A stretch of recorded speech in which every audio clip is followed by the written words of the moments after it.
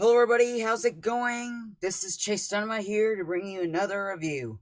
Now this review is actually a request by one of my subscribers and true friends on YouTube, Norris Vaughn. Today I'm reviewing the Boxtrolls, which was one of the things he requested me to do. Since I did my last video, when I gave a shout out to him and my other subscribers, asking them to give me suggestions for my next review. So he not only asked me to review the said film, but also compare it to the Lego Movie. Because unlike the Boxtrolls, the Lego Movie didn't get nominated for an Oscar for Best Animated Feature, despite being the highest critically reviewed animated movie this year. So Norris asked me to compare the two films to see which one is better and see if the Academy made a mistake. So let's start the review with the story and the biggest problem with the Boxtrolls. And to answer your question, Norris, the issue with the story, yes, the story is the biggest problem with the Boxtrolls. Not only because of its plot holes, like how come Snatcher wouldn't know or see he's allergic to cheese, or why anyone thinks Eggs, the main character, is a Boxtroll when he is just in a cheap costume. But the story is a complete knockoff of the plot theme from Disney's Tarzan. I mean, think about it. We have an orphan boy raised by other creatures, grows up thinking he's one himself, and finds out that he isn't one of them. Not only that, but they even do the freaking hands together scene. I'm not the only one who thinks this. Even Animat from Animat's Reviews does. The Lego Movie, on the other hand, has a completely original story, heartwarming message, and a lot of heart and humor. Now, as for the animation for both films, they're evenly matched. The Boxtrolls has some of the best stop motion I've seen since Paranorman and Coraline, since they were made by Leica, and all the characters and other things move smoothly and flawlessly. And even the character designs and facial expressions are pretty cool. Or pretty good, I mean. The Lego Movie does amazing as well. Even though parents might say that it's animated and CGI with this film, it's hard to say that because the animation does so awesome on making it look like Lego. Look like an actual Lego stop motion film. And the Legos in this film actually look like Legos, even animated in CGI. Like those freaking god-awful direct-to-video Lego Kids movies. So anyway, yeah, both films have awesome animation. Now let's move on to the characters, and they're not as, for the Boxtrolls, it's not as bad as its problems with the story, but still, the characters have some problems too. Let's start off with our main character, Eggs. Although he's not completely boring or completely unlikable character, he really isn't. Still, though, he isn't really the most interesting character in this movie, mostly because he hasn't had a lot of heart-to-heart moments with his father or the Boxtroll that adopted him. Not only that, but the girl in this movie, I forgot her name. She's also pretty bland. Like, really, she doesn't get enough of development. I mean, yes, we do learn that her father doesn't listen to her, and she's upset about it, and would do anything to see if her father would come looking for her or not, if she was eaten by a Boxtroll. But we don't even actually see why she likes, what's her interest in blood and bones so much. Or we don't get enough of, not only that, but we don't get to see enough of the relationship between her and Egg. It's actually pretty forced, in my opinion. As for the other characters, some of them don't really do much in the Boxtrolls. Some of them are seen but have barely any lines. Their moments are pointless, and they really have no purpose to be in this movie at all. Except with the exception of the Boxtrolls themselves, they're actually really interesting. But my favorite character in this movie, even if I'm supposed to hate him since he's the villain, is Snatcher. I love this character. He has everything that makes him a good villain. I mean, he's cold, he's cunning, he's tricky, deceitful. And not only that, but his performance by Ben Kingsley is amazing. I didn't even know it was Ben Kingsley voicing him until I looked in the credits on Vudu. I mean, actually, he didn't sound like Ben Kingsley at all. He actually sounded like another actor. I actually couldn't fit my finger on it.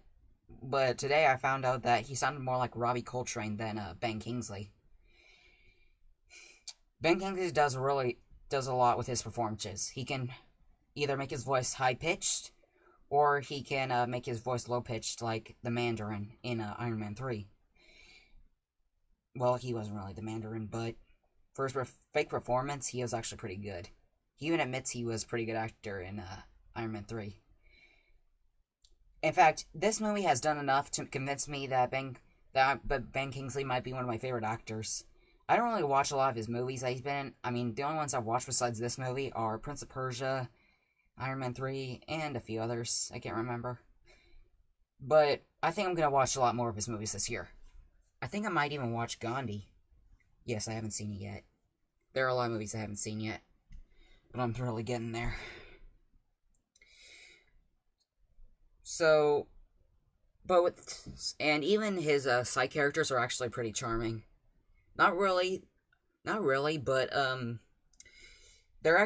we can actually sympathize with them that they're just doing this for work, and they don't really agree with what Snatcher's telling them to do. They're just doing it for work, and they actually feel guilty for what they're doing. Even at the end of the film, they actually become pretty likable, and they even They are even worried as much as the audience and the main characters on Snatcher blowing up when he eats that cheese and stuff. As for Snatcher's little henchman that cooked him cheese and stuff and had the leeches, he was kind of creepy. He didn't really leave a lasting impression on me.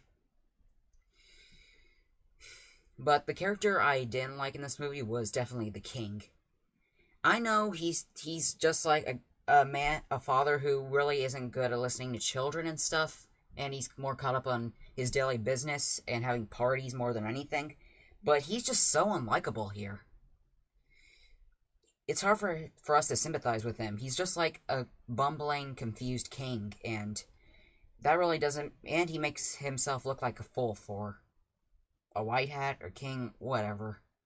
Some things in this movie are pretty forgettable. Even at the end, I think we're supposed to think he learned his lesson about listening to your children or other kids. He doesn't even admit that, hey daughter, I've learned that I should listen to you some more, and I'm sorry I didn't listen to you. He doesn't do that at all. And that kind of makes him unlikable. The Lego Movie, on the other hand, it has a lot of great characters. Emmett, we can actually sympathize with him if you and me are, you might say, an everyday guy, a happy-go-lucky guy who just agrees with whatever's going on, then we can sympathize with Emmett. But at the end, and even in the middle, we can still agree that he's a really awesome character. He even teaches this to the bad guy, the villain of this movie, Lord Business. The other characters, they're actually, even though they're supporting characters, we can sympathize with them too, and we can see ourselves finding them likable. Like, we can find Wildstyle a pretty stubborn love interest at first, but she's soon who looks down on people like Emmett. But we can still see that she starts to feel bad for her decision and actually starts to disagree, and who just wanted to be the special in the first place. Batman, we can understand he's just a dark guy who really is into the Wildstyle. But even at the end, he actually becomes likable. And Trivius, he's a really likable character. He's the one who teaches the lesson to Emmett in the first place, and he's pretty much the voice of reason for all the characters in this when they're acting foolish. Unikitty, besides besides Emmett and Lord Business, which I will get to him in a minute, she's probably my favorite character in this. Not only is she hilarious and adorable, we can also sympathize with her too. Like, if you're always a positive person who always tries to not think negatively, then you can see yourself in her shoes or socks. I mean, she's a cat and a unicorn, so she's just a really charming character as much as the others. She also kind of reminds me of Fluttershy from My Little Pony, just so you know. I mean, we have a timid character who doesn't want to be a pushover or act angry, who also wants to think positive, but in the end, we find out that she's learned her lesson. That sometimes she'll just have to think negatively. She also kind of reminds me of Pinkie Pie in her personality, to come to think of it. And Lord Business, he completely, along with Emmett and Unikitty, he completely steals the show most of the time. He's just a really over-the-top villain. He knows what he's gonna do. He's pretty cold. And in the end, he actually becomes pretty likable. Like, because people really didn't think of him. Because people thought he wasn't special and stuff. And he was trying to stop people from messing with his stuff or causing chaos. And he just wanted his kingdom to be perfect. But in the end, he changes his mind.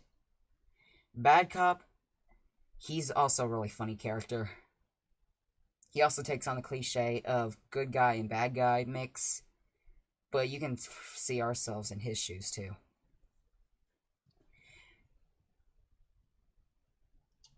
Oh, I forgot to tell you one more thing about Snatcher from Boxtrolls, by the way. He also reminds me of Count Olaf from Lemony Snicket's A Series of Unfortunate Events, come to think of it. If you see the movie, you can understand my point I'm getting at. Overall, the Boxtrolls isn't the best movie of 2014. It isn't a bad movie. In fact, it's actually a really decent movie and really charming. And for a movie about monsters, I actually recommend this to your kids and yourself. But still, that doesn't make up for some of the cliched plot holes, and some of the characters being unlikable or just boring.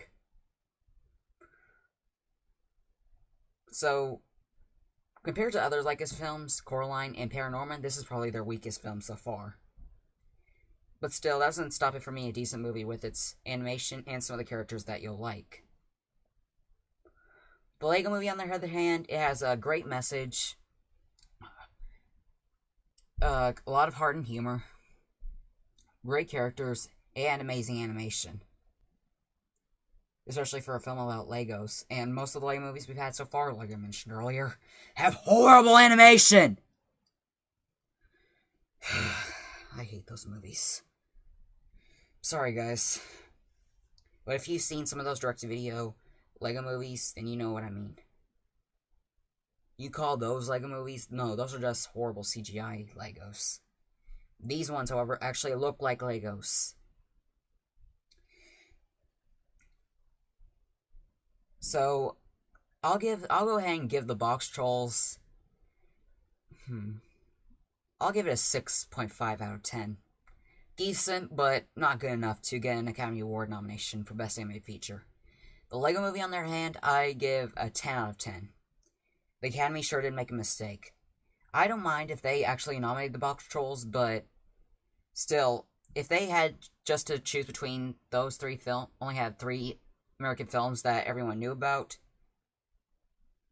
along with How to Train Your Dragon, Big Hero 6, with the Lego Movie and the Boxtrolls, the Lego Movie would have to be the winner.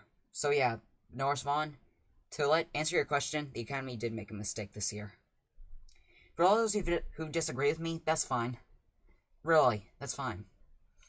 Just tell me what you thought, and if you disagree with my opinion, tell me what you thought. Tell me if you thought the Lego Movie or the Boxtrolls was better. So that and I'll join. And speaking of the Oscars, join me next time. Join me and some others who usually watch the Oscars and seeing who wins the big Best Anime Feature at Oscar night, and see who else wins the Oscar. Some of the Oscars. I mean, we have some other big contenders that the Academy did get right. Although I'm still upset that the Brony Tale didn't get nominated for Best Documentary. Or Life itself. But overall, that's my review for today. Be sure to join me for the next review. This is Chase Dynamite signing out, and thank you Norris Vaughn for requesting me this. I hope to see you react to some more of my videos, and I hope to make more videos that you'll like. Good luck with your channel, and thank you for guiding people to my channel. And thank you all for your help and support here on YouTube. See ya. And by the way, I'm gonna keep that request video up, because I still am gonna think about what I'm gonna review for my next movie review. So you can go ahead and leave some more comments on what I should review next. Well, anyway, I hope you enjoyed my review for today.